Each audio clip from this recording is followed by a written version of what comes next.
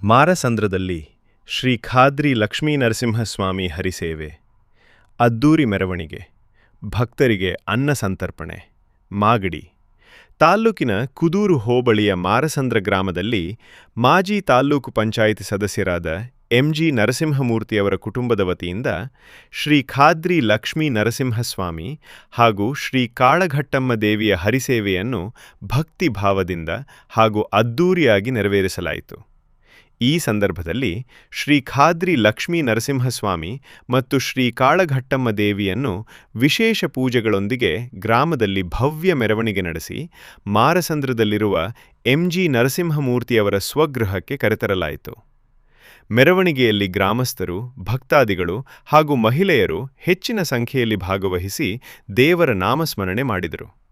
ಕಾರ್ಯಕ್ರಮದ ಅಂಗವಾಗಿ ದೇವರಿಗೆ ವಿಶೇಷ ಪೂಜೆ, ಅಲಂಕಾರ ಹಾಗೂ ಧಾರ್ಮಿಕ ವಿಧಿವಿಧಾನಗಳನ್ನು ನೆರವೇರಿಸಲಾಯಿತು.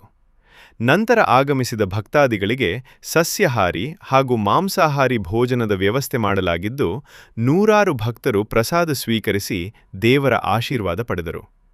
ಗ್ರಾಮದ ಪ್ರಮುಖರು, ಮುಖಂಡರು ಹಾಗೂ ಭಕ್ತಾದಿಗಳು ಕಾರ್ಯಕ್ರಮದಲ್ಲಿ ಭಾಗವಹಿಸಿ ಹರಿಸೇವೆಯ ಯಶಸ್ಸಿಗೆ ಸಹಕರಿಸಿದರು.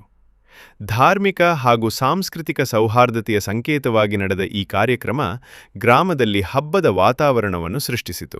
ಏನೆಲ್ಲ ಇದು ಪೂರ್ವಜರು ಮಾಡ್ಕೊಂಬಂದಿರೋಂಥ ಕಾರ್ಯಕ್ರಮ. ಹರಿಸೇವೆ ಅಂದರೆ ಹರಿ ಅಂದರೆ ವಿಷ್ಣುನು ನಮಗೇನು ನಮ್ಮ ತಾತ ಮುತ್ತಾತಿರು ಮಾಡ್ಕೊಂಬಂದವ್ರು ಯಾವಾಗಲಿಂದಲೂ.